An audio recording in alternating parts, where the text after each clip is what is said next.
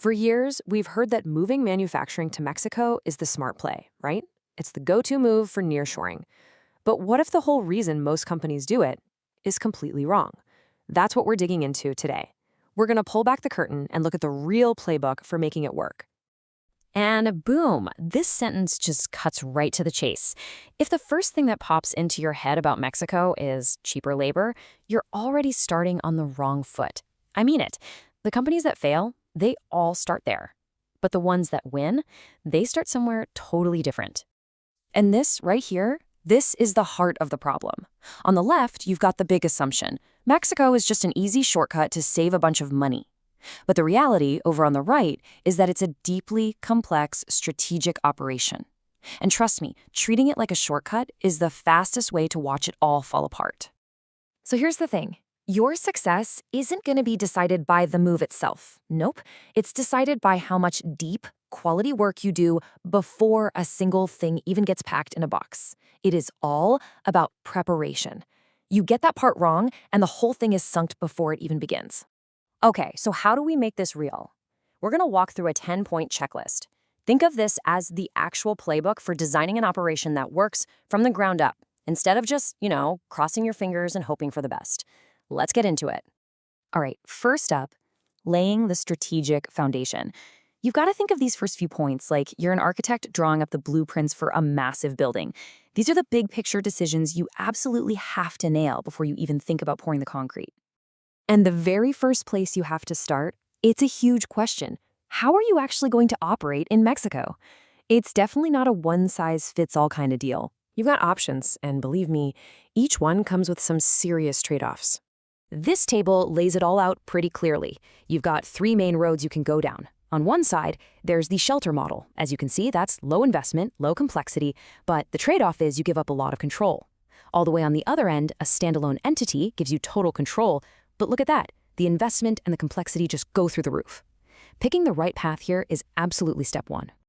And this leads us right to your costs. Now, look at this chart. Everyone gets laser focused on that one little slice, labor. But it's just one piece of the pie.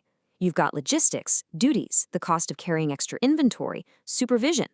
Any one of those can completely erase your labor savings if you don't map them out properly.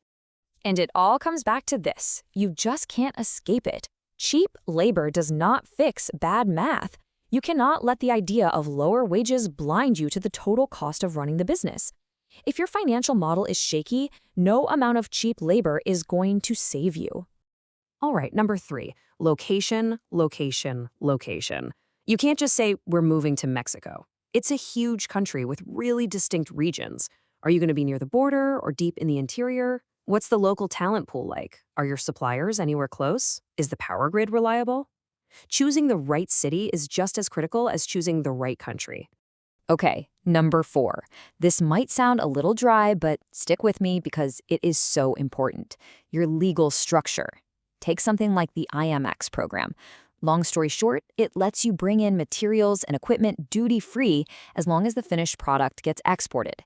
This can save you an absolute fortune and make your life so much easier, but only if you set it up perfectly from day one.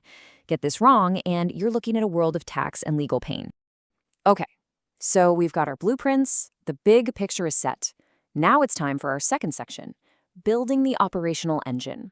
If that first part was the architecture, this is all about the tactical stuff, the plumbing, the wiring, the systems that make the place actually run every single day. Number 5 is the supply chain, and wow, this can be a total minefield. You have to sit down and map out where every single bolt, wire, and widget comes from. What can you actually get in Mexico? What has to cross that border every single day? A bad supply chain strategy can kill your whole business case with delays and costs you never saw coming. Next up, number 6, people, talent. And this quote, man, it just says everything. You can have the shiniest, most expensive machines in the world, but if you don't have the right person running that plant, it's going to fail. That decision, local leader, an expat, some kind of mix, it's one of the biggest calls you'll make. All right, number 7, quality. You know, that high-quality standard you're so proud of, it doesn't just magically teleport into a new factory. You have to build a quality system from the ground up. That means rigorous training, clear documentation that anyone can understand, and a constant rhythm of audits. Quality has to be built, not just wished for. And that brings us to number 8, customs. And the message here is, well, it's pretty blunt. The border rewards preparation. We're talking about one of the busiest borders on the planet, and it is totally unforgiving. If you don't have perfect paperwork, a great customs broker, and everything labeled just right, you're in for a nightmare. We're talking tangled red tape, crazy delays, and shipments just stuck. This is where so many companies get torched. Okay, deep breath. The strategy is set. The systems are designed. Now we're at our final make or break section, executing a successful launch. We've gone from planning to building. Now it's time to go from paper to actual production. Point 9 is the launch. It's go time. And this is where so many companies just completely faceplant. You don't just flip a switch and move everything overnight. That is a recipe for absolute disaster. The smart way, the way that wins, is a controlled ramp-up. You start small with pilot runs. Then you run production in both places for a bit. And only then do you slowly and gradually transfer the volume. It's the only sane way to manage the risk. And that leads us right into our final point, number 10. When a new plant in Mexico starts to fail, what's the first thing everyone says? It's Mexico's fault. But look at the reality. Almost every single time, the root cause is back at headquarters. The home office fails to change its own systems, its communication, its expectations. You have to have total alignment between HQ and the new plant. It's not optional. So, when you put all of this together, after everything we've walked through, what's the real winning formula? What's the mindset that separates the companies that crush it in Mexico from the ones that just crash and burn? It really just boils down to this one simple, powerful idea. This is the big takeaway. The winners aren't chasing the cheapest possible option. They are making a strategic choice to build a smarter, stronger, more efficient operation. So, I'll leave you with this. One last question you have to ask yourself, honestly. When you look at your plan, is it a real, thought-out operation, or is it just a shortcut?